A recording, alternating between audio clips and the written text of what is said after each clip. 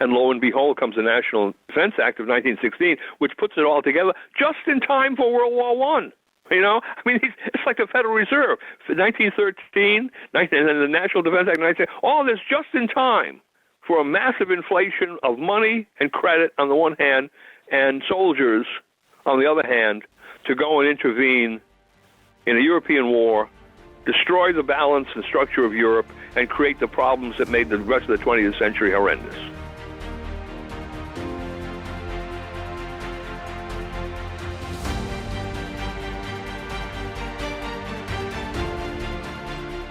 This is Dunnigan Kaiser, founder of Liberty and Finance. I'm now a licensed gold and silver broker for Miles Franklin. Call me directly for the physical gold and silver that you need at the best price with personalized private service from one of the oldest and best companies in the business. 31 years strong, A+ rated by the Better Business Bureau, 0 complaints, licensed and bonded. For physical delivery, vault storage, or precious metals IRAs, excellent prices, privacy, and confidentiality. Pay by check, money order, ACH, bank wire, or Bitcoin. Satisfaction guaranteed. For fastest service, just call 1-888-81-LIBERTY. That's 888-81-LIBERTY. And either I or one of my sons and fellow brokers will call you back as soon as we can and understand your needs. Welcome back to Liberty and Finance. We're delighted to have this returning guest. Edwin Vieira is a PhD and Doctor of Jurisprudence. He's a constitutional attorney who has practiced for decades in the area of many functions of the Constitution, including constitutional money. He wrote the book Pieces of Eight about the sound money and its roots in history. He's argued cases up to and including the Supreme Court, including on topics of the Second Amendment. He's been an outspoken champion of the importance of state militias and their intention and their role, and why we are sorely lacking for the need of them to be reactivated in our current era. He joins us today, this Monday, December 6, 2021, to talk to us about this current phenomenon we're seeing most recently by Florida Governor DeSantis' announcement of a reactivation of the Florida State Guard, which is not part of the National Guard, but under the control of the state. Dr. Vieira, thank you for joining us again here on Liberty and Finance. Oh, my pleasure to be with you. I think in almost every visit that you've had with us here, and there have been several, and they are more highly acclaimed, the thumbs up to thumbs down ratio of your visits here is higher than almost any other guest, and the duration with which people remain engaged and listen to the entire interview rather than just flipping on to the next channel, because they become just hooked by your extreme depth of knowledge, your ability to clearly communicate why these things are important and to connect the truths of history, things we've already learned before, but perhaps most have never learned and many of us have forgotten, that are important to us, is extremely important to all of our listeners and to myself. So first of all, thank you for all of that. But in this particular case, this headline got my attention and made me immediately reach out to you to get you back on, because you've always championed in many ways the importance of state militias, citizen participation, citizen-led, how this would just solve so many or have prevented so many of the problems we find ourselves in, where people are either under the thumb of government overreach or afraid of the government, that sort of thing. The most recent story just came out last week. Governor Ron DeSantis announces military budget proposal to guard Florida's future, was the title on his website. We'll put a link to that in the description of this video. But very specifically, in addition to talking about funding for the Florida National Guard, he also specifically talked about reactivating the Florida State Guard, and that's what was an eye-opener for me, because I was unaware, and shame on me, that there were already 22 out of the 50 states that had active state guards, and now Florida is the 23rd state to either have or reactivate their state guard. Can you talk to us about whether and how the state guard that currently exists in these states is or is not a direct descendant of or related to or equal to the original intention, the constitutional intention of the militias of the states? And then secondly, whether this help people understand how they are different from the National Guard, and then why this may be happening or coming into the news, particularly at this time, and what you think it might signify for the direction things are heading. So first of all, could you just start us off with what are these state guards? What, if anything, do they have with the original state militias?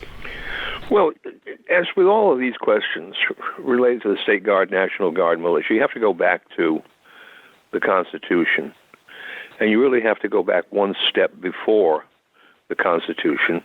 Actually, the Articles of Confederation as well, but even one step earlier than that. During the colonial period, there were 3 military forces active in the colonies at one time or another. There was, of course, the British Army, Navy, the regular forces of the British Empire, because the colonies were colonies of Britain. Then there were provincial troops, which were essentially colonial armies made up of volunteers, and they would work in tandem with the British Army, say, during the war against the French and the Indians. That's a classic example of it in the mid-1700s. And they were volunteer organizations.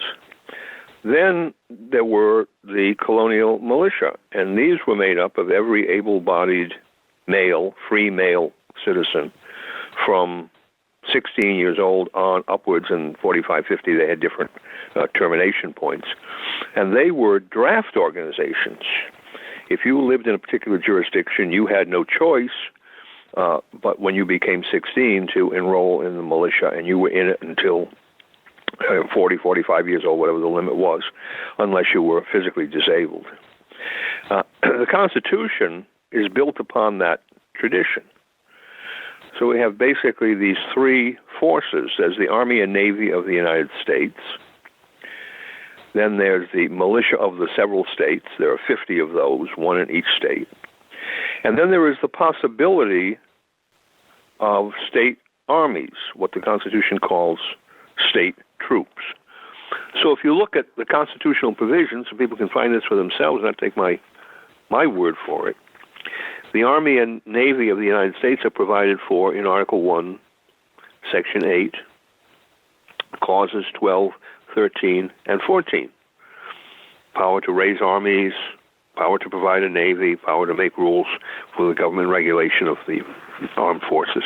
And in Article 2, Section 2, Clause 1, the President of the United States is made the Commander-in-Chief of the Army and Navy of the United States.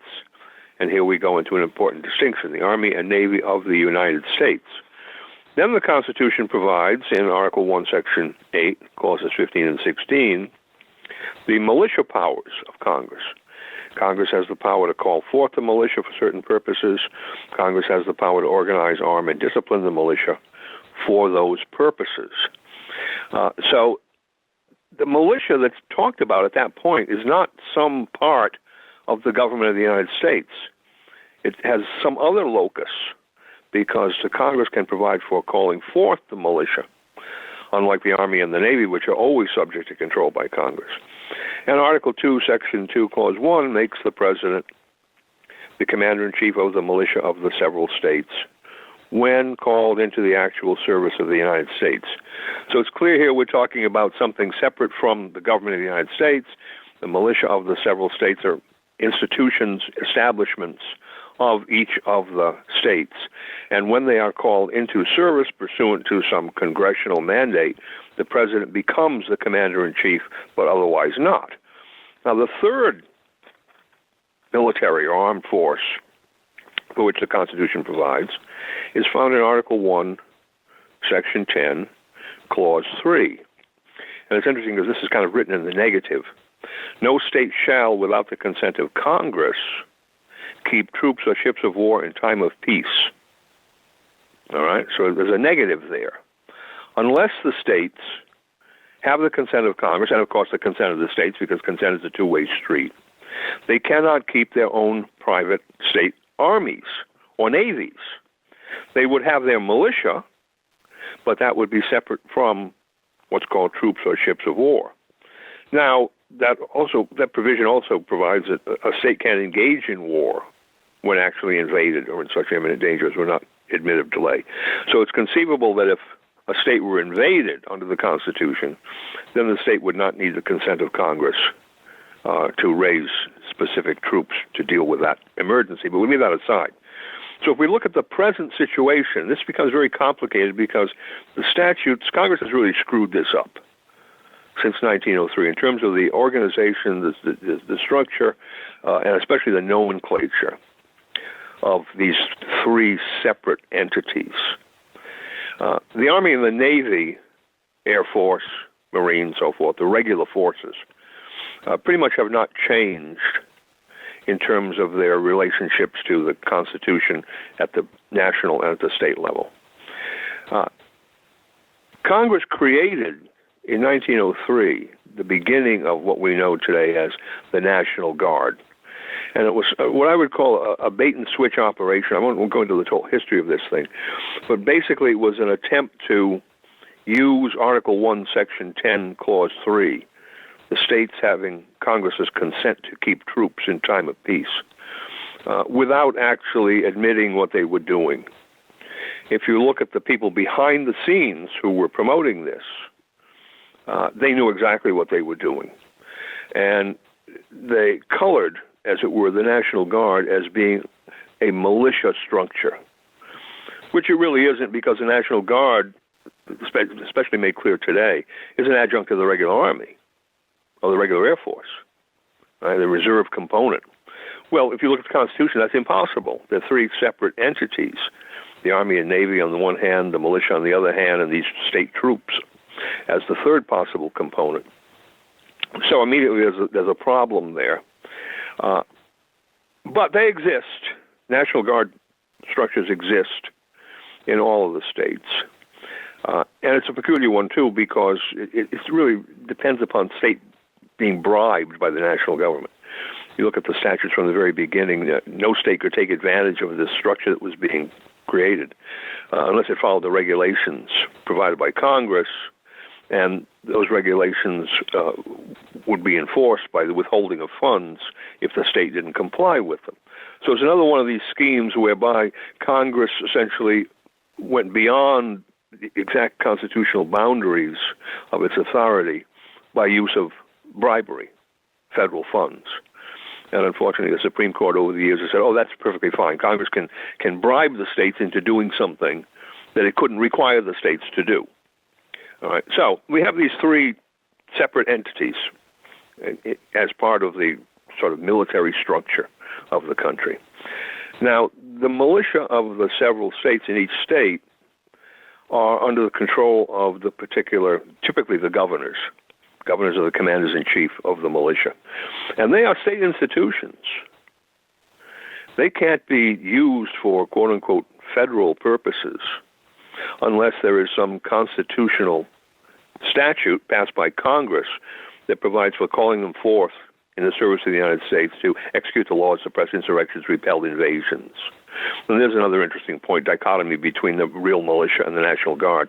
The real militia can repel invasions, but they can't be sent to France or to New Guinea to fight the Japanese or the Germans as they were in World War II, or simply to France as they were in World War I, or Korea, right, or whatever, right? Afghanistan, Iraq. Think of all these adventures that have gone on since World War II.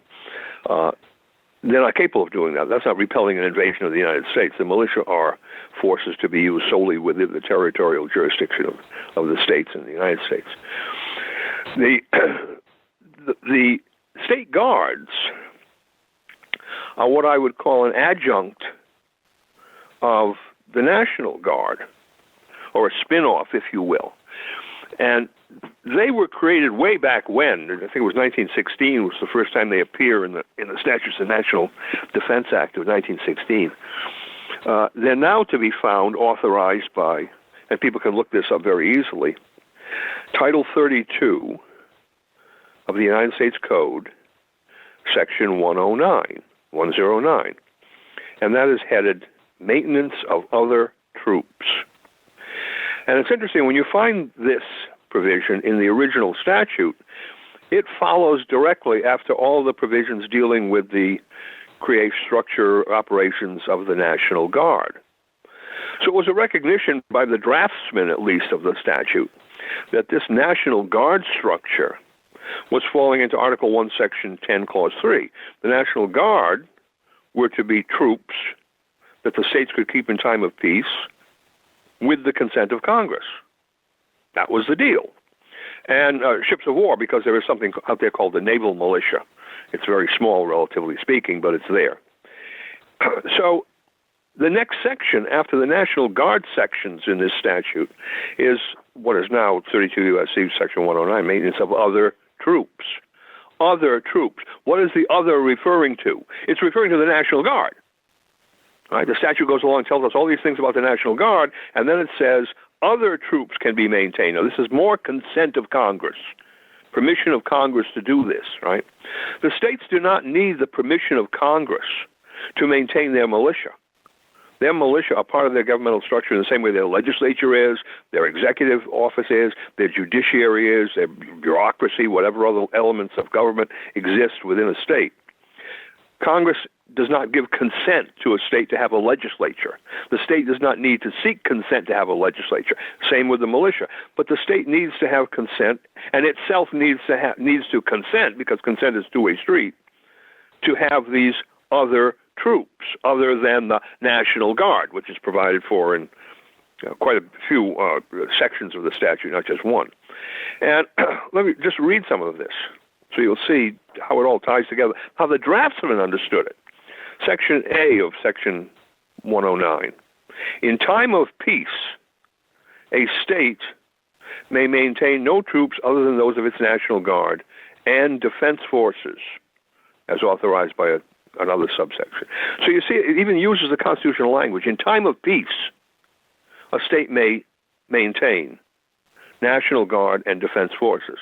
And why does it say that? Well, because Article 1, Section 10, Clause 3 says no state without the consent of Congress shall keep troops in time of peace. So here's a consent of Congress provision saying, yes, you may. You may keep the National Guard, and you may keep these defense forces, all right? Now, what are the defense forces? Well, it goes on to tell you, basically, a defense force established under this section may be used within the jurisdiction concerned as its chief executive may direct, consider necessary, but it may not be called, ordered, or drafted into the armed forces. All right? So this is to give the state executives primarily, because they're the ones who will be in command of this, a force in addition to the National Guard, okay, to use within the borders of the state in time of peace. For what purposes? Well, I don't know, but essentially all the typical purposes that you could imagine. National Guard or an ancillary organization to perform within the state in time of peace. And these people in the defense forces are not exempt from service in the armed forces, so they can be drafted, all right? And if they're already a member of a reserve component of the armed forces, that is the National Guard being the primary one, then they can't become a member of a defense force. So it's something that's separate from the militia, something that's separate from the National Guard, something that's separate from the armed forces, although the members of the defense force could be called up to serve in the armed forces, and certainly is separate from the militia because it is troops, not militia, and it required the consent of Congress to create this thing.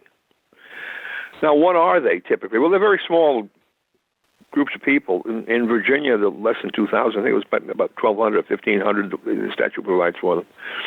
And their primary function, at least in Virginia, is to take over the National Guard facilities, the armories, and so forth, when the National Guard people are called up to service, whether within Virginia or outside of Virginia. And they have other roles because typically, and I'm sure Virginia is typical, the governor, who's the commander-in-chief of all of the armed forces, all the military forces of Virginia, can call up members of the defense force to perform the typical functions: execute the laws, repel invasions, suppress insurrections, deal with natural emergencies. So that's their function, basically. But they're a very small unit in Virginia.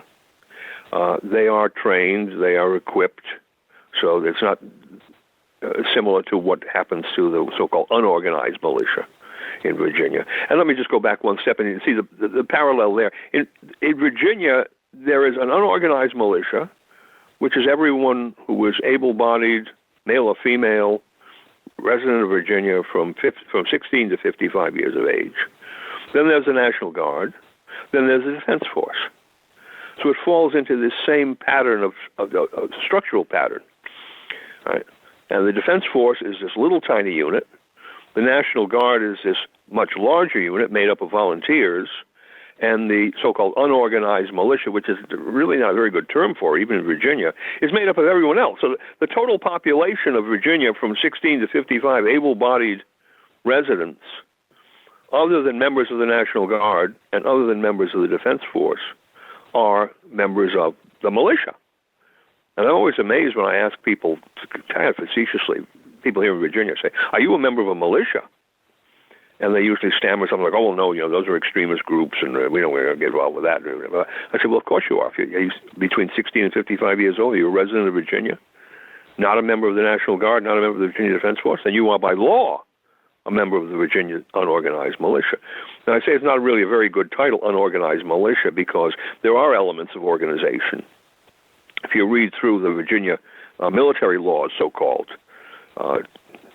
44-1 through whenever, it talks in many provisions about the use of members of the unorganized militia, which the governor can call forth for this reason, that reason, etc.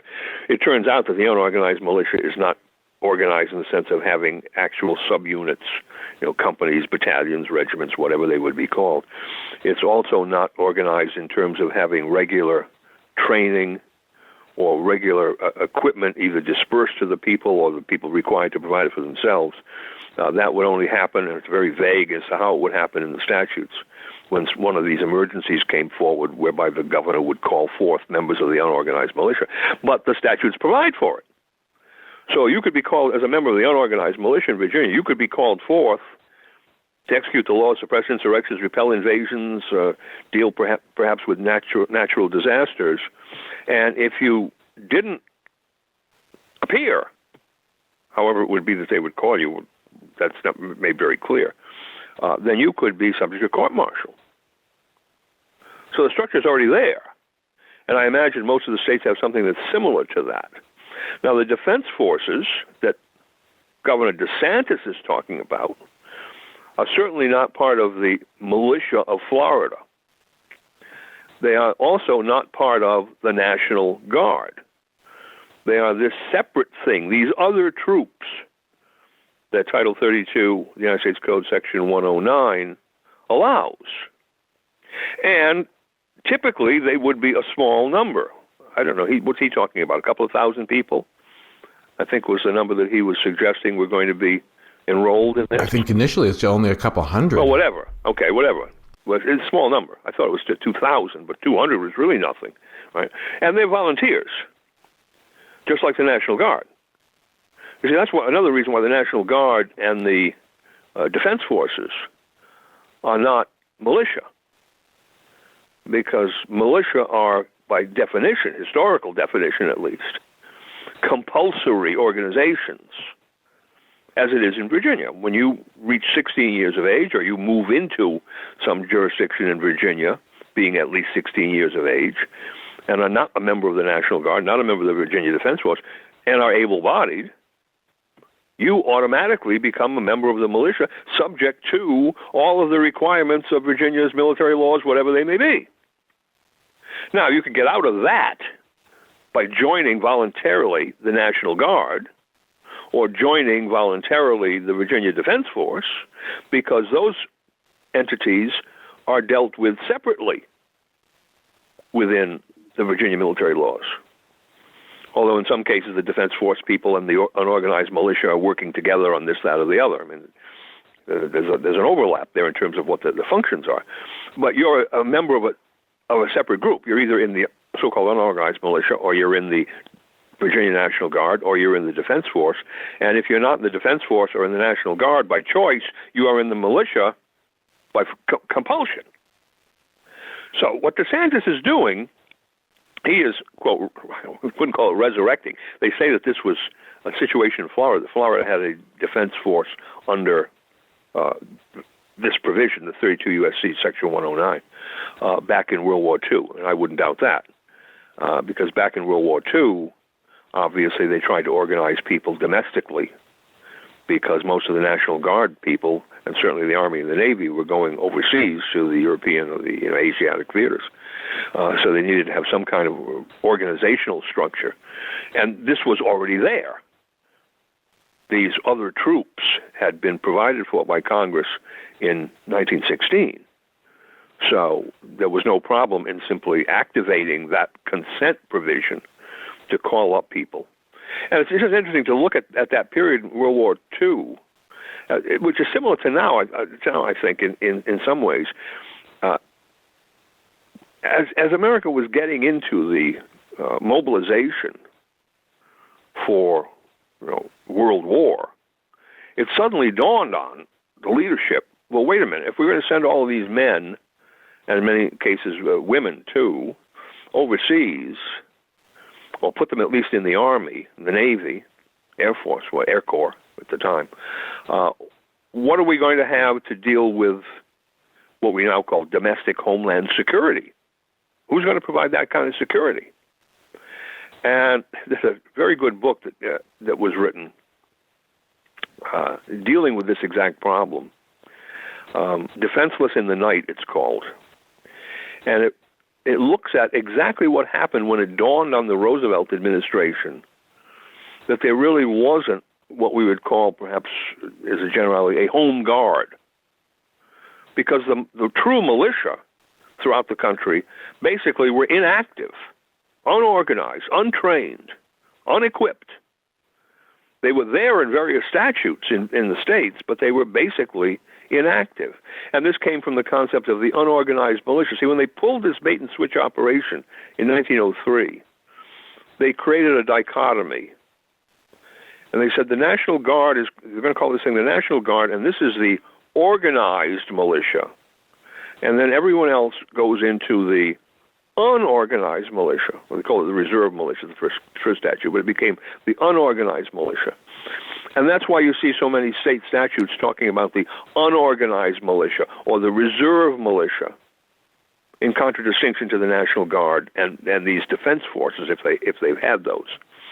Now, of course, it's an impossibility constitutionally to have an unorganized militia, because the power of Congress is to provide for organizing. That's the first part of it, organizing, all right?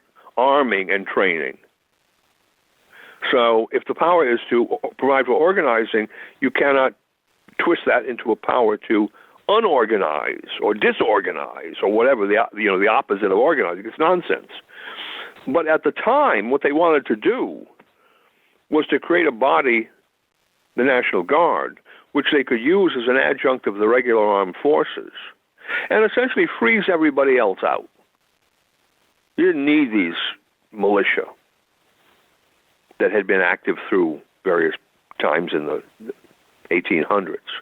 They wanted to freeze the vast mass of people out. Now, they didn't actually accomplish that, because you find all these state statutes talking, as in Virginia, talking about the unorganized militia and saying it's all of these people from 16 or 17, whatever year is, up to 40, 45, 50 years of age. So they really didn't accomplish that, but they created this element of confusion. And then they added to it by creating these other troops. And I'm not exactly sure what they thought of, what they thought was the necessity for maintaining these other troops, because what these other troops essentially are establishments which are not like the National Guard, subject to being called into service with the regular armed forces. Clearly, the defense forces in the states don't have that obligation. So they are just essentially a private army that Congress has consented to be run by the chief executive, typically the chief executive of a particular state. Now, so that's a little strange, why they would even need that, given that the chief executive would be able to call upon the state militia, the constitutional militia, to perform any function that the state defense forces could possibly be called upon to do.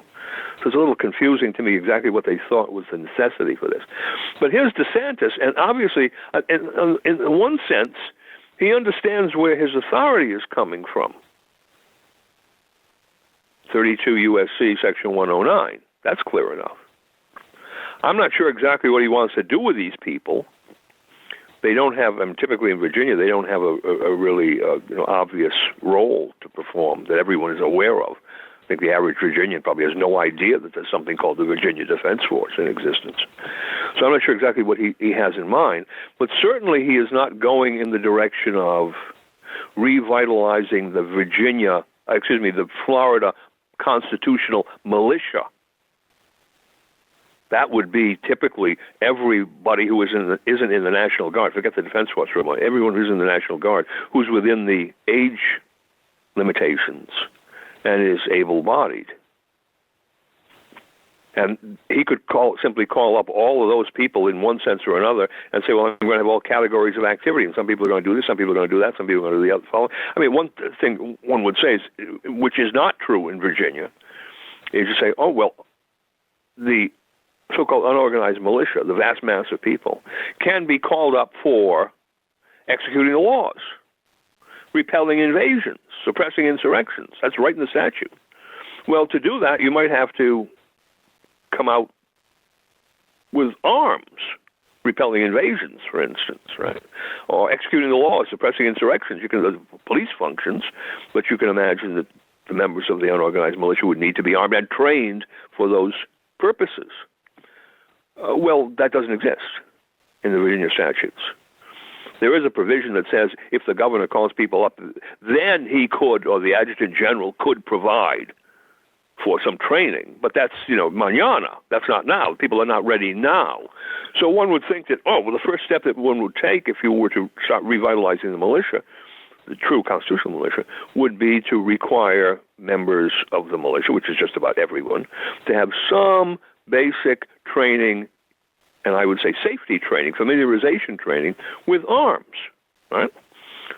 We have a lot of people in the so-called gun control community that are worried about gun safety or the danger of guns or whatever, and that would be radically limited, that problem, if it were a requirement that everyone from 16 years of age on up had to have some level of firearms familiarity and training and so forth and so on, all right, as a necessity of perhaps being required to perform some function in the militia if they were called to service by the governor.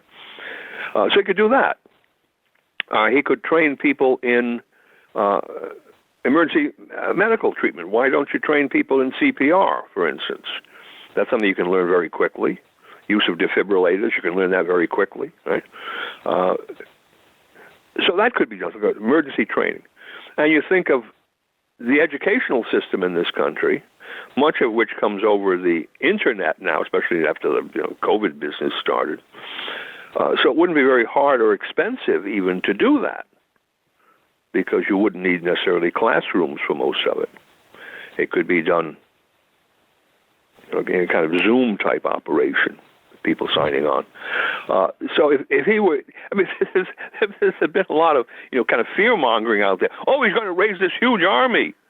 DeSantis, this guy's a potential dictator and so forth and so on, a kind of Mussolini figure or whoever would be the, the bête noire that they want to pose next to him. He's going to raise this huge army, personal army, Praetorian Guard, whatever. To which I say, well, he probably already has that authority. He didn't need this. He didn't need to set up a defense force. If he has a militia, constitutional militia, he could do everything that a defense force could do and a lot more. And he'd have this huge category of people from which to draw. Already members of the militia. I'm looking at Virginia, for instance. The Virginia governor could simply start doing certain things. He could start training people right now under the statute. Because the statute's vague enough. So you can say, well, I'm worried about this, that, and the other thing, so I'm going to require certain kinds of training of all of these people from 16 years on up. 16! Remember this. You can't buy a firearm unless you're 18 years old in this country, right? Most places. That's the federal law. You have to be 18 years old. 21 years old to buy a pistol, handgun, as opposed to a rifle or a shotgun. So if you look at the statutes, certainly Virginia being the classic example of that, and my knowledge. Well, 16 years of age. 16 years of age, if you're a member of the militia, you have to have a firearm. That's one of the principles of the militia. All members of the militia are armed and trained, unless somehow they're exempted. So there's a lot of confusion in this, because people just simply don't understand. They've never looked at the Constitution. They've never tried to think it through. They've never tried to apply it to the statutes that Congress has passed. And we're talking about from 1903 on, right? 117 years approximately this has been going on, with various amendments and so forth to the statutes. They've confused everything. And especially when you look, as I say, this Section 109 of Title 32, there's the title, Maintenance of Other Troops, right? In time of peace, a state may maintain no troops other than those of the National Guard and Defense Forces. Oh. Well, there it is. The draftsmen knew what they were doing in 1903. And most people don't even bother to read that. I would bet that, 99.999% of the population of this country had never heard of this provision in the United States Code until some journalist may have picked up on it in relation to what Governor DeSantis is doing. That would be my bet. This was like a surprise to everybody. And going back to World War II, talk about this book, Defenseless in the Night. People should read this book, because the premise is, boy, was there confusion in the Roosevelt administration as to how they were going to provide this home guard function when the National Guard and the regular armed forces were going to be sent out of the country. And they put in charge of this operation two people who really understood the problem. Mayor Fiorello LaGuardia, I guess he was a congressman by then, Fiorello LaGuardia, and Eleanor Roosevelt. Now, those are two people you'd pick to deal with this question, right, of how to organize a home guard. And the book goes on for several hundred pages, to 300 pages at least. What's interesting, it has no mention whatsoever of what would have been the obvious area in which to look. One would think if the question was, well, how are you going to protect the country against possible invasion, against possible subversion, so forth and so on, that was going to predicted to go on in World War II. Look at the Constitution. Well, oh my goodness. Article 1, Section 8, Clause 15, Congress has the power to call forth the militia. And then Clause 16 has the power to organize, arm, and train the militia. What is that? Oh, it's something that exists in all the states, probably at that time still in all the states. Oh, we just have to call upon that. We have to revitalize that, which is my word, because it was already there, kind of in a moribund state. We have to revitalize that and train a lot of people and equip them, organize them, so forth, to perform these home guard functions, protect the defense plants, patrol the beaches, right? Whatever. Search for subversives, work in conjunction with the local police and the FBI and so forth and so on to root out subversives. Whatever. Did they think of that? No. You read the whole book, it's amazing. They went on for years without ever even thinking of it. It wasn't that they thought of it and said, well, we can't do this for some reason of practicality because the legalities were. They didn't even think of it. Now, this is the problem we have today. So I look at DeSantis, Governor DeSantis, well, what is it he wants to do? Why does he need these 200 or 2,000, this small number of people, to perform functions subject to his control? Okay? Used within the jurisdiction concerned, as the statute says, as the chief executive considers necessary. So that gives him pretty broad authority. Well, he already has that broad authority over the militia within his own state. Congress can call forth the Florida militia to perform federal functions. But otherwise, if they're not called forth to perform those federal functions, for instance, Congress could call forth the militia from Florida to go to Texas to execute the laws dealing with illegal immigration. Or invasion, for that matter. That's what's actually happening. Let's, not banter words, the wrong words around. It's invasion that's going on. All right? So Congress could do that.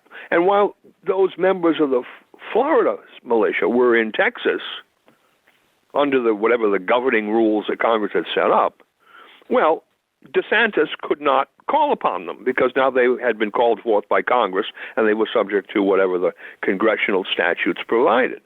But otherwise, when they haven't been called forth by Congress, they're completely under the control of the state, the legislature primarily, because the state legislature is the one that's going to enact laws relative to the militia. The militia are always the subjects of, the creations of, a state legislative enactment of one kind or another. But the states typically give the governors the commander-in-chief role. So he would have, DeSantis, he would have right now the ability to use the Florida militia in whatever ways he considered necessary, subject to the state's laws. He doesn't need other troops. He's got more now than he would ever have in a state defense force. Because I would bet that the Florida statute would provide that the militia, whatever they call it, or I don't know, militia, reserve militia, whatever they call that element, would encompass tens of thousands of Floridians. So I just wonder if he has a major problem there that he's concerned with, and he can't necessarily feel that he's empowered to use the National Guard because there are all these restrictions on the use of the National Guard, right? The consent element. When Congress consented to the creation of the National Guard, they put strings on their consent. And the states consented to have these National Guard structures subject to those constraints because Congress was bribing them to do it. Now, what's interesting is, I suppose, and this is a kind of how shall I put this? Is a kind of I won't say it's a wild assertion, but it's an interesting assertion. What if the states withdrew their consent? What if Florida, for instance, said, well, we're no longer consenting to this National Guard structure as troops? What would that National Guard structure become within the state? It could become part of the state militia. I mean, the state could simply say, no, we're not participating in this bifurcated system anymore where we have a National Guard which is also a reserve of the Army. Forget that. We are no longer consenting to that structure. So how can we keep these, what were previously troops, in time of peace if we're not consenting and we're not following the requirements of the consent of Congress? Oh, well, they become militia. And then there's no connection to the U.S. Army. So that would be one kind of, I won't say wild, but it's kind of extreme. DeSantis could say, well, I'm going to break the National Guard connection, and then I'll have all these people with all their weapons, etc., as my militia. Or B, leave that alone because the National Guard has things to do that are sufficiently important that we don't want to get involved in some brouhaha over that. I can simply turn to my legislature and say, I need some more authority for organizing, perhaps arming, training, certainly, disciplining, that's the typical word. Discipline includes training. Right? For training, the members of the already existing Florida militia who are doing nothing because the statute has left them in an unorganized status. And so I don't have to become involved with this state defense force rigmarole and be subject in some way to congressional interference because that authorization for the state defense force is the product of a congressional statute. It's not something that I as the governor or my legislature in Florida could do on our own. But we can certainly do this other thing on our own.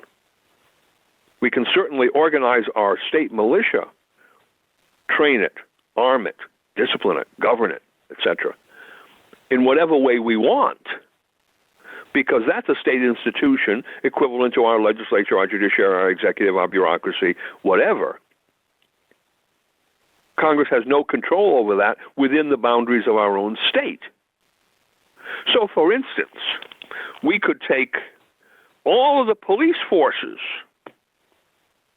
state police, county police, local police, whatever it is, municipal police, whatever it is they have, And we could pass a statute in Florida saying these are now all part of the Florida militia and subject to one unified control, one unified set of discipline, equipment, armament, training, etc. And personally, I'd be in favor of that because that would solve a lot of these problems that arise over, police brutality and the police lack of training and so forth and so on. Right, and then it also would be direct control by the population because who are members of the militia? Well, it's everybody.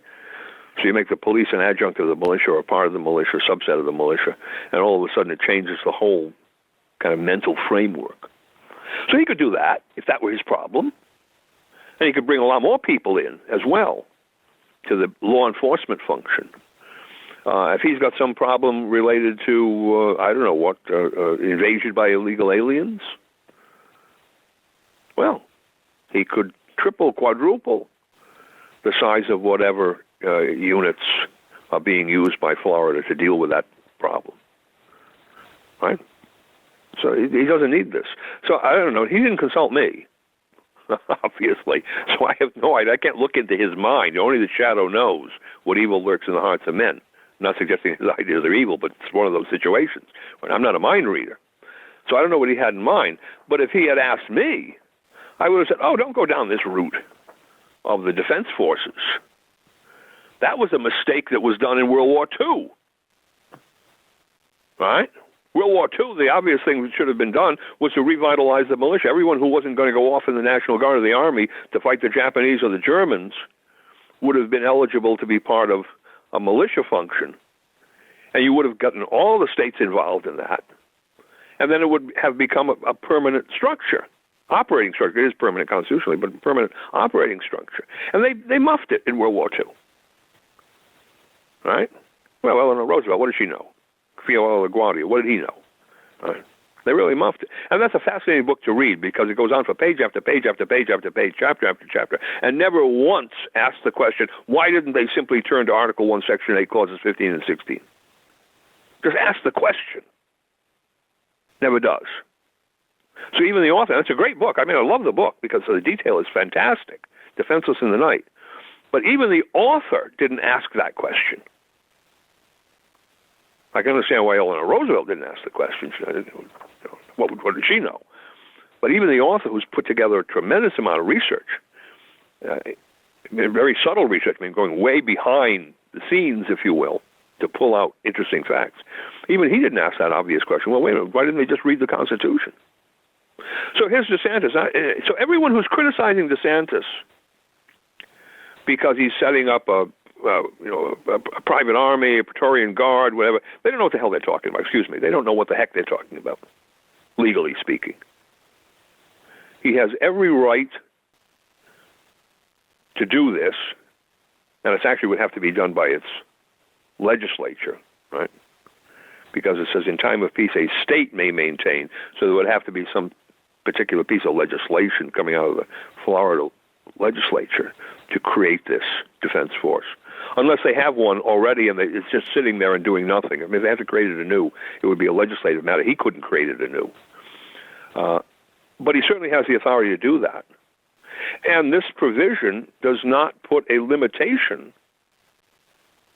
on the size of the defense force. So 2,000, 20,000, I don't know, whatever he thought he needed.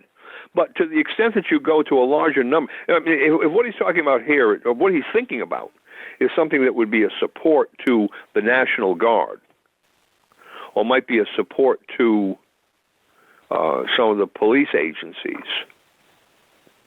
because the statute also says nothing in time of peace would prevent a state from organizing and maintaining police or constabulary, constabulary constables, right? It's kind of police force. So theoretically, I suppose you could use a state defense force for some kind of police-type functions. Executing the law. I mean, typically, executing the laws, suppressing insurrection, particularly those two. Those are part of the triptych.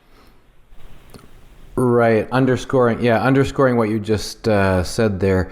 there was actually a response to criticism of his announcement.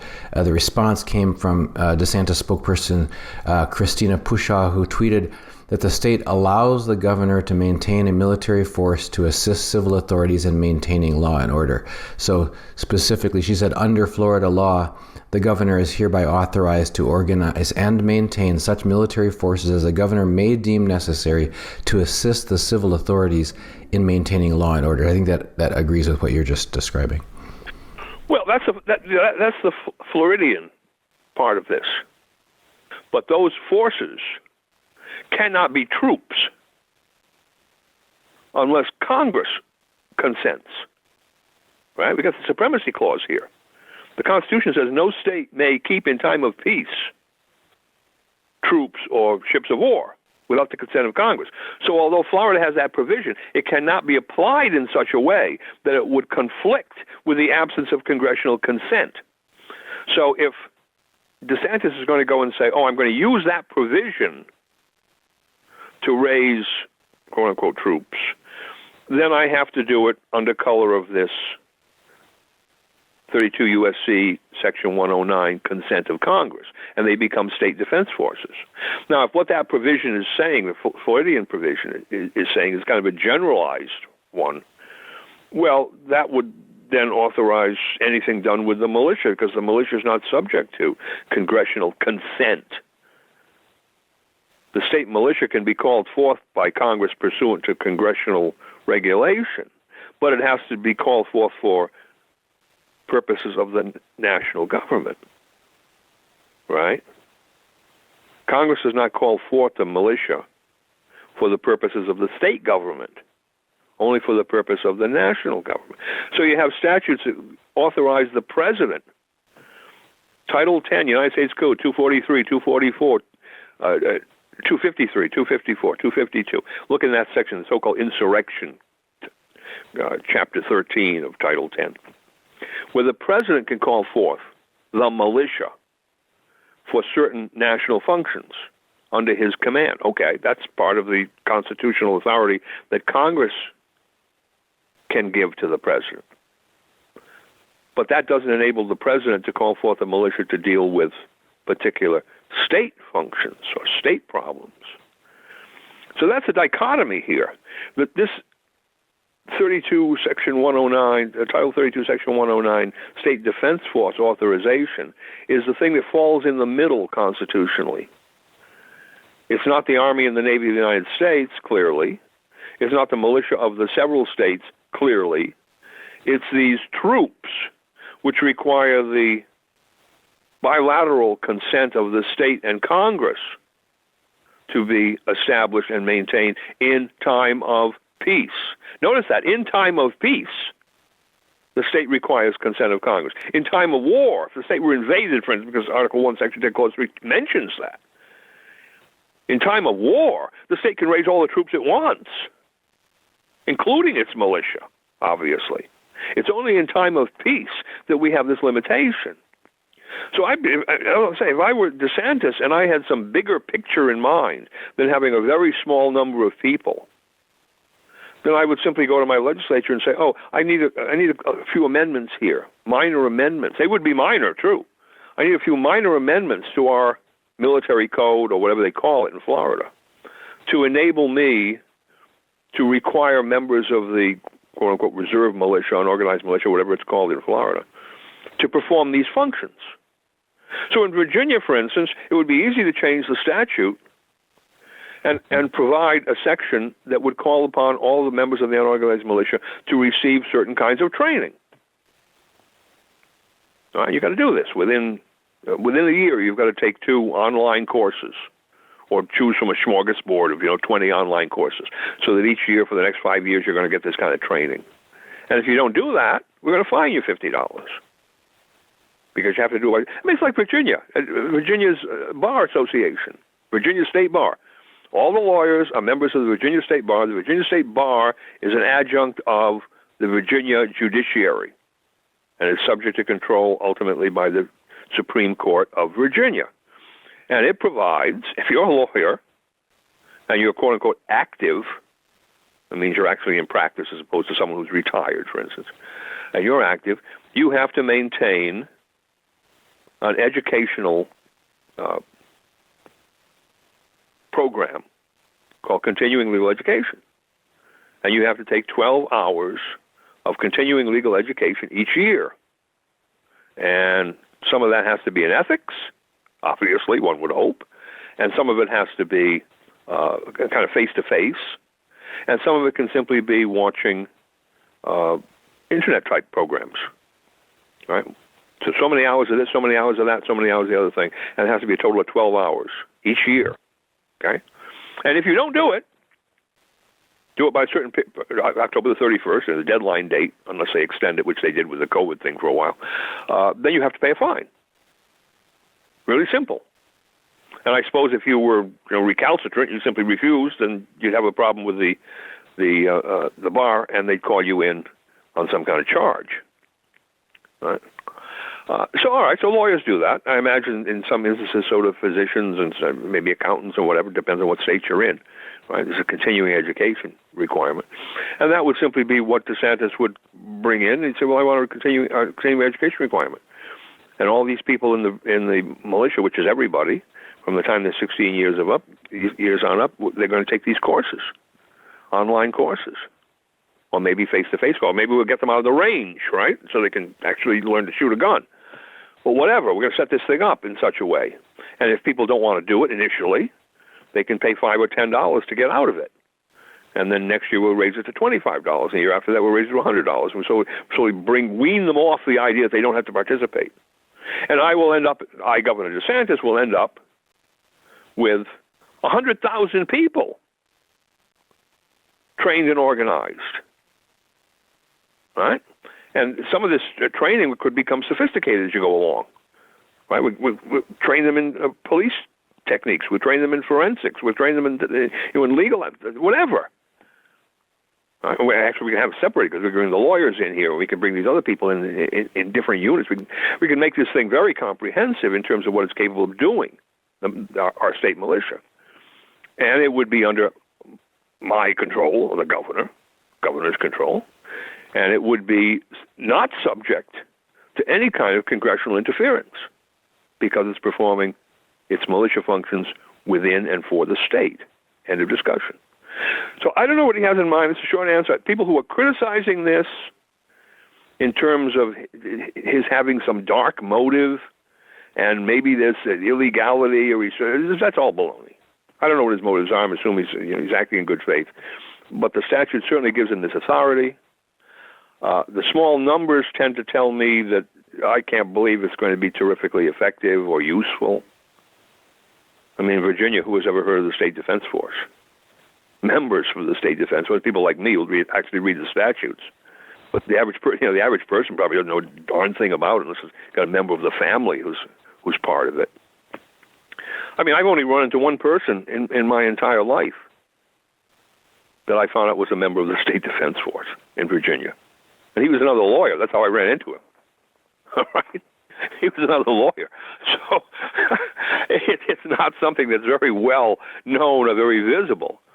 But it could be used in Virginia because it's a statutory thing which the state legislature can expand as long as they stay within the limitations of congressional control. So I think it would be a great idea, personally, for Governor DeSantis or any other governor to look at this seriously and say, we have a lot of problems in our state that require more involvement of the average citizen than we can handle.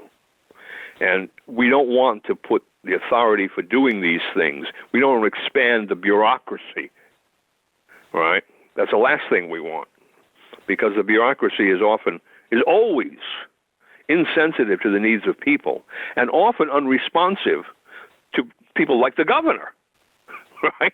Bureaucracies tend to go off on their own tangents, and they find ways to circumvent the elected officials who are supposed to be controlling them, and they really don't give a tinker's damn about the average person. That's the problem with bureaucracy. So we don't want to expand bureaucracy. We want to bring as much as possible the average person into involvement in whatever the problem is that we're trying to solve. Oh, and we have this wonderful institution over here which does that already. It makes all of these people from whatever age, 16 to 55 in Virginia, it makes them compulsory members of this organization, whether they know it or not. As I say, in Virginia, if we had a real emergency, the governor could call forth the unorganized militia.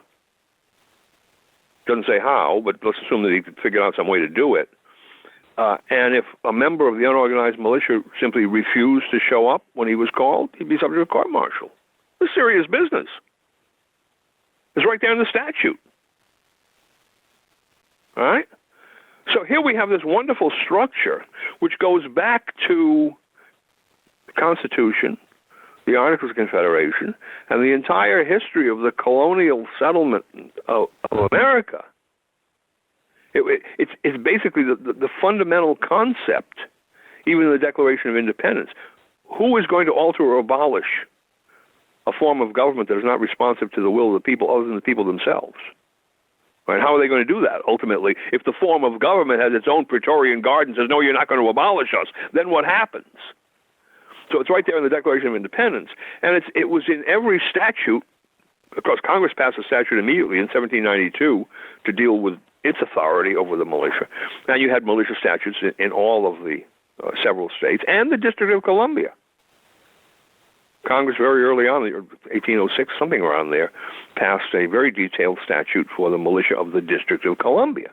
So it was all over this country until 1903, and they started muddying everything up with the creation of the National Guard because they wanted to create a very large reserve component for the armed forces. Remember, at the turn of the century, 20th century, you didn't have a draft. The Army was a volunteer organization. They had a draft in the Civil War, but everyone thought, well, that was an anomaly. Both the Union and the Confederate had drafts, but that was an anomaly because of the peculiar nature of the Civil War. So you had a volunteer army, and the question was, where were you going to get a mass of, cannon fodder? Where were these people going to come from? And so the National Guard was considered to be the way to do it because there were people in the country who wanted to be part of maybe not so much reserve, but some kind of an adjunct of the Army, kind of a wannabe or soldier type of mentality. And so they were very much in favor of this. And the politicians at the time were very much in favor of expanding as much as possible the ability to bring people into the Army because they had international ideas. Like you had the war against Spain in 1892, right? And so there was a lot of imperialistic thoughts. And, well, you can't be an imperialistic power unless you have a big army that you can send wherever it might be necessary, a big navy. So all of this went together, conflated, as it were, and lo and behold comes the National Defense Act of 1916, which puts it all together just in time for World War I. It's like the Federal Reserve. 1913, and then the National Defense Act of 1916, all this just in time for a massive inflation of money and credit on the one hand, and soldiers on the other hand, to go and intervene in a European war, destroy the balance and structure of Europe, and create the problems that made the rest of the 20th century horrendous. Okay, these people were a bunch of idiots, absolute idiots. But the problem was the American people didn't understand what was going on, right? Because they had this dichotomy of the organized militia, the National Guard, and the unorganized militia, everybody else. And the National Guard had this structure and this connection to the regular armed forces, which those people who volunteered to be in the National Guard wanted to have happen. And then the unorganized militia was just sitting there doing nothing, which is what the average person wanted. He didn't want to do anything. He was perfectly happy not to have to go to a militia meeting once every 3 months or something, to do some training or have some equipment, whatever. The limits, they wouldn't have been very large, the limits of the requirements. And as a result of that, the whole business petered out. World War II, they weren't ready. Subsequently, they've never been ready. We talk about Homeland Security, and what is it? It's a bureaucratic organization in Washington, D.C., right? One would think, Homeland Security, terrorism, all this stuff going on. You want to revitalize this structure across the country and bring as many people as possible into the operation. Oh, no, we don't want to do that. No, we want to create another bureaucracy of incompetence. Let's just give them that. I mean, I could think of some other words to apply to them. But let's just talk about incompetence. Because if I were the Department of Homeland Security secretary, what would I do? I'd come to the president and say, we have a problem here. This shouldn't be run this way. We should change this thing to Department of Homeland Security to some kind of militia department, because Congress has the power to provide for organizing, arming, and disciplining the militia. And our role should be assisting the state militia in performing all of these functions. Okay, we're kind of a clearinghouse for ideas and maybe money. It's always money, subsidy, right? And that's what we should be doing. And all of the people who work in the Department of Homeland Security should be members of the various state militias who are seconded here to perform these functions, including me, the secretary of the Department of Homeland Security, right? Because this should be essentially a militia outpost within the national government. That's how this should be organized. Oh, that would be an interesting idea, wouldn't it? But then what would that do? That would really transfer the real power of that structure and its operations to where? To the various states. Because all these operatives of the militia organization of Homeland Security would be what? They'd be members of the state militia, various states' militia, and they'd understand themselves as that. It'd be a complete change in the way the system is run. Instead of being top down, it would be bottom up, actually. Now, DeSantis is in a position, or any governor is in a position, to run the system the way it should be, bottom up from the bloody state, within the state. Because that's the purpose. If you look at this statute, see that these defense forces are not supposed to be used outside of the state. Okay? Right. That's the purpose of them. Well, so the question I ask is, who needs them? If the functions, whatever the functions might be, because this maintenance of other troops section 109 does not specify in any detail what the functions of a defense force would be. Why do you need them when you have a state militia? What's the purpose of this kind of bastardized subset of the National Guard? Why? And as I say, I've never figured it out. Why? What it's supposed to do? Because the state troops that are kept in time of peace with the consent of Congress are the National Guard. You already have those. Large numbers of them, highly trained, well-equipped, right? What are the state defense forces? Well, they're none of those things. They're not large in number. They're not highly trained. They're not really well-equipped. In terms of the same way the National Guard is. So what's their purpose? They serve as police? Well, no, you have other police forces in every state. So what do? Are they specially trained to deal with natural disasters? Not particularly, as far as I know. They may have some training there, but not particularly. And they're small in number. What's the purpose? I don't know. It escapes me. That's why I think DeSantis, whoever was advising him, it also escaped them. Because they simply, if he wanted to do something that would really be, quote unquote, radical in terms of the political attitudes in his country, he wouldn't have done this. He would have revitalized his own state militia. He would have simply gone to his own state legislature and said, we need to do this, this, this, and this in order to deal with these particular problems we have, and I want to get as many people involved in this situation as possible, at least to the level of basic training and basic knowledge of the system. I mean, the average person doesn't know, right? So what's the first thing you have to do? You have to educate them and say, here's one of the things we're going to do.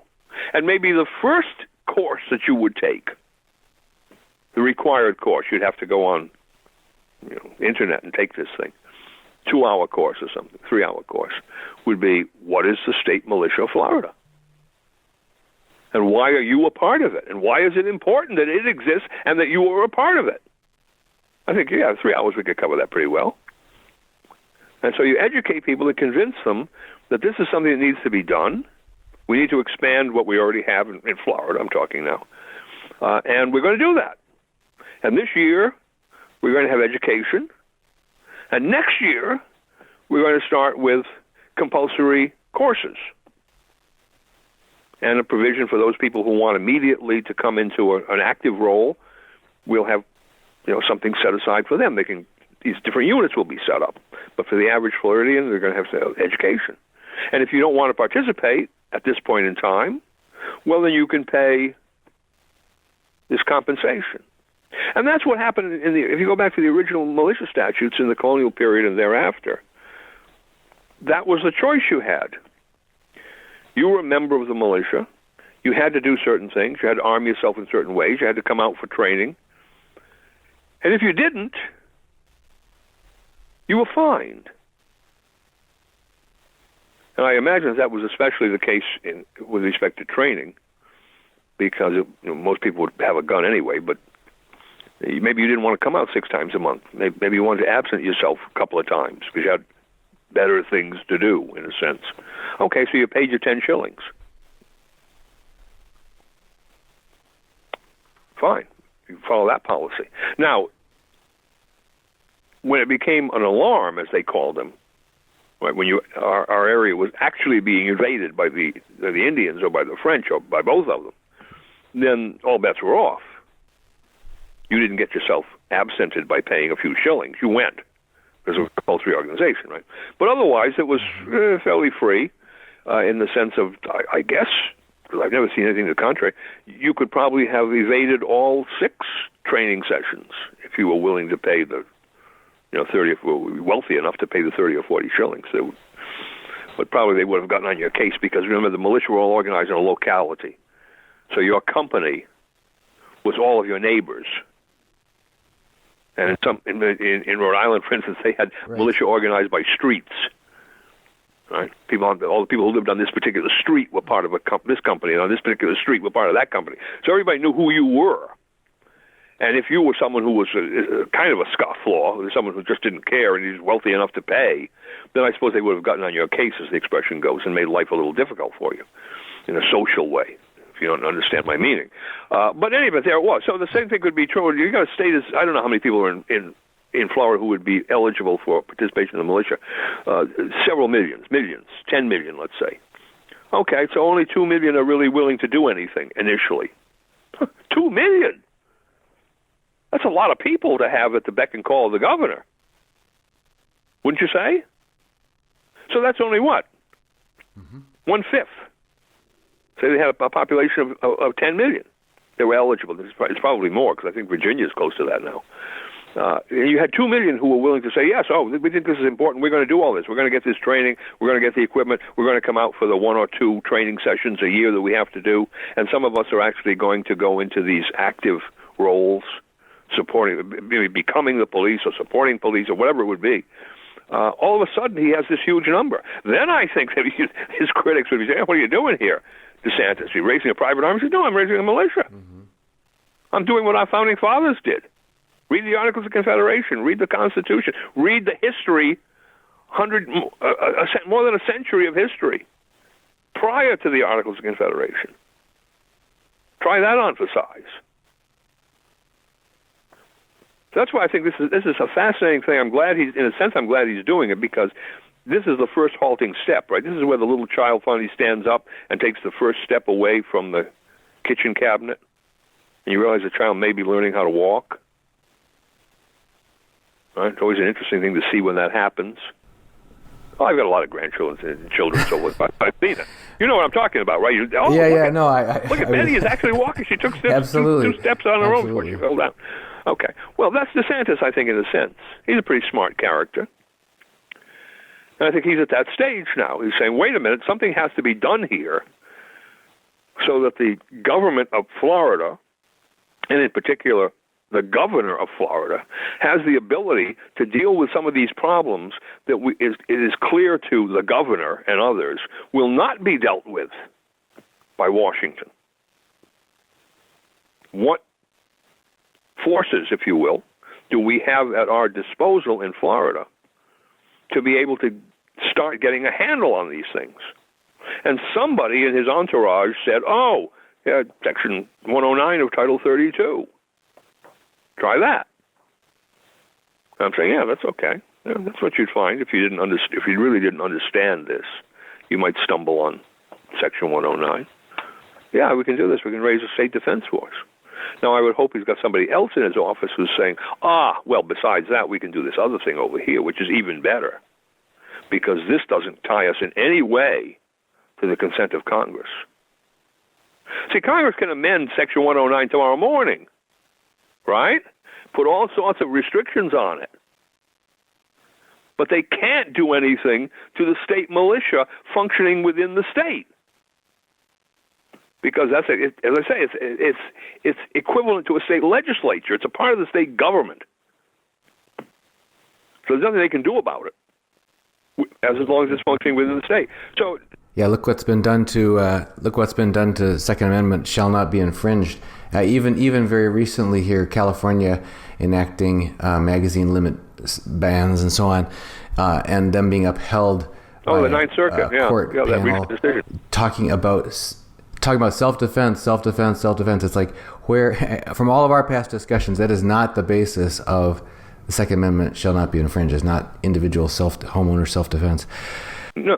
If you look at the Second Amendment, we could get into this in a great deal, but just very quickly, a well-regulated militia being necessary to secure the free state, the right of the people to keep and bear arms shall not be infringed. And notice there's a apparent dichotomy. The militia is mentioned, a well-regulated militia is mentioned in the first 13 words, and in the last 14 words, the right of the people.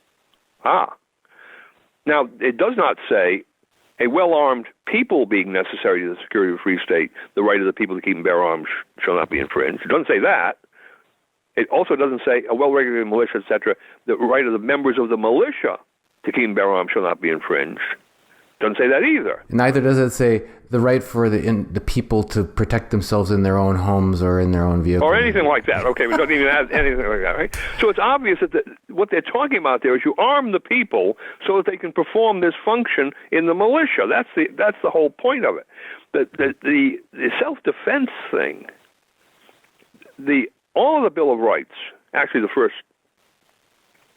8 of them, because the 9 and 10 don't really fit into this exactly, but certainly the first 8 of them, they were put in to prevent misconstruction or abuse of the Constitution. So if you look at any particular amendment, take the Second Amendment, you say, well, where does the subject matter of the Second Amendment come in the Constitution? And that's the power of Congress to provide for organizing, arming, and disciplining the militia. So the Second Amendment was trying to make clear what Congress's power was. Right? Nobody in Congress could argue that they had an authority to unarm, disarm, whatever word you want to use, the militia. Okay? But the concept of self-defense, if you go back to Blackstone, who was the mentor, if you will, of every lawyer in the colonies at the time of Articles of Confederation and the Constitution, Blackstone makes it clear that the right of self-defense is the first law of nature. That's the exact phrase he uses. It's the first law of nature, because it's inherent in any person to try to defend himself against attack. Right? Well, if it's the first law of nature, it could not possibly be within the powers of Congress to abridge. So you didn't need the Second Amendment to protect the right of self-defense. You didn't need any amendment to protect the right of self-defense. Congress could not possibly have a power to override the right of self-defense. Goes back to the Declaration of Independence, right? So that's why I say you look at the Second Amendment's got nothing really to do with this problem in Florida. It's those provisions of the Constitution that deal with the 3 separate military or quasi-military establishments: the Army and the Navy. Right. The only reason I introduced to the conversation the topic of the Second Amendment was you had made some statement about how we have to be careful that the federal government does not. You didn't use the words infringe, but it was close to it.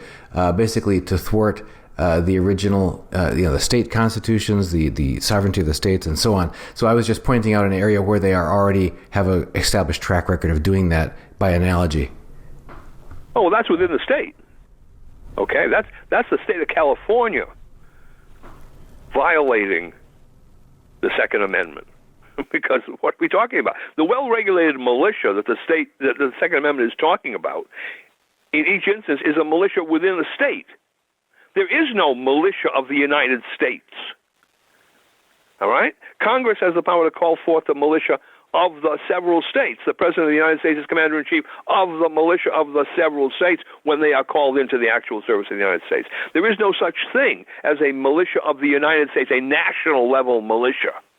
There are these 50 militias, and Congress can use them. The Constitution talks about the employment of the United States, or the actual service of the United States. Right?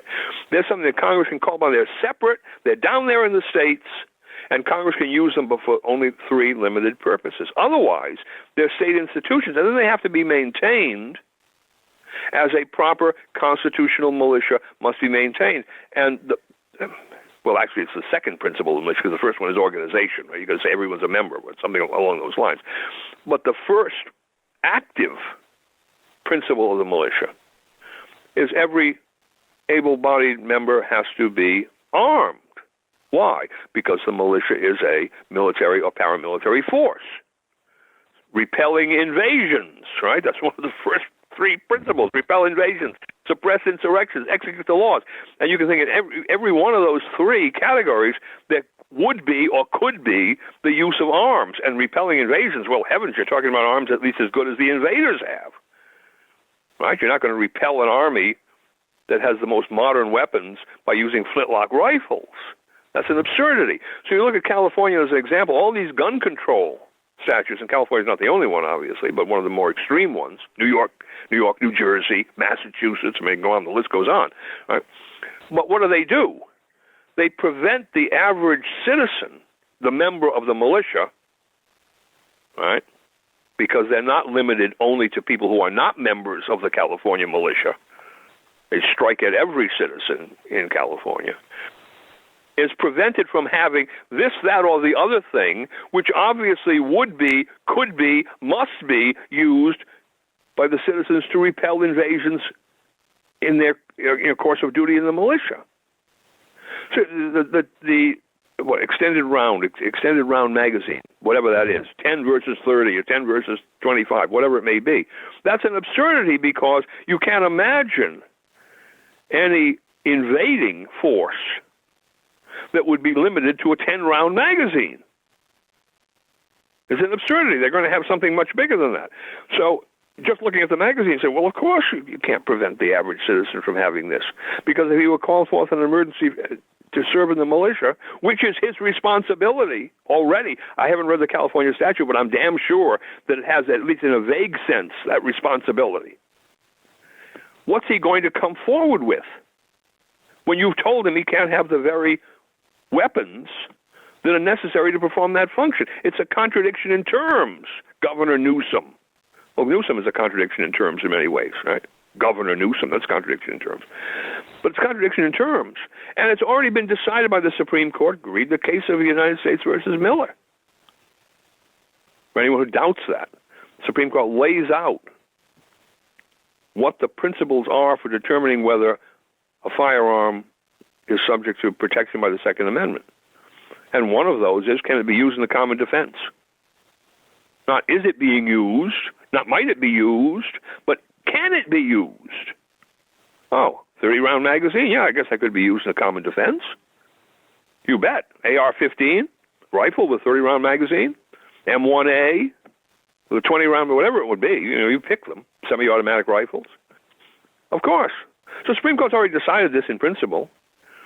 If you look historically, the militia statutes, the basis of the constitutional concept, they all provided that the members of the militia supplied themselves with arms unless they were too poor to do so. They went into the market and bought these weapons. And what were they? Well, they were weapons equivalent to whatever the British Army had or the French Army had or whatever, whoever the opponents were Spanish in some places, right? In fact, they were so... in Virginia, there's a classic example where the governor of Virginia was buying the guns from the British armory and selling them to the population to perform their militia duty. And he's complaining, his council is complaining that they can't compete with the local gunsmiths. The local gunsmiths are producing arms as good or better, and people are not buying these arms that the governor has already bought in Britain, and he's not making. I guess he wasn't making the profit he expected to make on them, but whatever. But there was a concept, so you would have people dependent upon or capable of using the market to obtain the arms to perform their militia function. And if you were too poor to do that, then some level of the government, it might be the militia itself, would supply you a gun, or maybe the town council would supply you with a gun or whatever. They had all sorts of different ways of supplying these poor people with guns. But you would be supplied with a gun. And it would be one that was up to the level of the forces that you were potentially going to fight. And, of course, during that whole colonial period, what were they using? A smoothbore musket, which was the same design as was used for hunting. In fact, it becomes interesting. Virginia is another classic example of this. 1784, 1785, they pass some new militia statutes. And they say generally everyone has to have a musket, such and so many cartridges, etc., unless you're west of the Blue Ridge. And if you're west of the Blue Ridge, which is far out, Virginia, then you can have a rifled musket. And why did they say that? Oh, well, because those people out there were using rifled muskets, and they became very proficient in using them. They were the superior type of arm. Think of Dan Morgan, Battle of Saratoga, Battle of the Cowpens in South Carolina, right? Riflemen using the so-called Kentucky rifle, a Pennsylvania rifle, all right? And the legislature of Virginia took one look and said, oh, yeah, these people have an even better arms, and they're trained to use them because your tactics were different when using a rifled musket than they were when using a smoothbore musket. So those people are going to put that specifically in the statute, that those people can perform their function by having those arms that they already have. We didn't tell them to get those arms. We didn't provide those arms to them, we the legislature. But we did notice that they have them, and they're superior. And so we're going to, after the fact, approve this. Well, there you go. So you look at California. Well, California does exactly the opposite, doesn't it? It says even though the people are arming themselves with armaments better than California is supplying to them, and California is supplying nothing to them, right? Unlike the colonial statutes where the poor people could get things supplied to them. California is supplying nothing. The people are supplying themselves, but we're going to intervene. Our legislature and government are going to intervene to stop them from doing it. Now, if this isn't a direct violation just of the militia clauses of the Constitution, forget the Second Amendment. The Second Amendment just makes it more clear. I don't know what would be. See, because Congress has not directly armed anybody in the militia. But what Congress has done is very much along the lines of what actually happened in the colonial period, which was the people went into the marketplace and bought their own guns. You had to have a gun, and it was understood that you were going to go and buy one. You had to, the phrase was, you have to furnish yourself or provide yourself with, and then they would give a list of equipment. And how did you do that? Well, you went to the marketplace and bought it, or your parents bought it for you. You could be 16 years old, and your parents had the money. You didn't have the money, so they bought it for you. So that was the methodology. People went into the marketplace and bought their own guns. Congress has not come up with a statute saying that people have to be armed for the militia. It's, what do they call it? Benign neglect. Congress has simply allowed it to happen.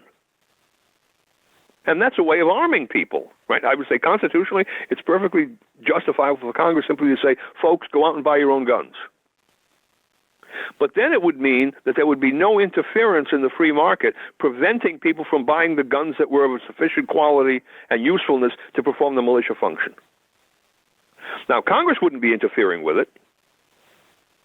Because we can say, well, the federal firearms legislation that they've passed only limits, only, quote unquote, only limits, felons and certain other categories, drug takers. Or you look at the list of prohibited persons in the form that is filed out when you purchase a firearm. You say, okay, we'll leave that aside to argue whether those are valid or not. But it doesn't prevent you. Congress doesn't prevent you from buying an AR-15 or 30-round magazine. They tried it once with Clinton, the Clinton gun ban, right? And that's gone now. And they pass on constitutional legislation all the time, so we just lay that aside. But at the present time, what they're doing is in line with the colonial history, the basic militia concept that the average member of the militia buys his own gun. Congress is allowing that to happen. Who's interfering with it? Newsom. For instance, in California, right? The California legislature and governor are interfering with this. There's your problem.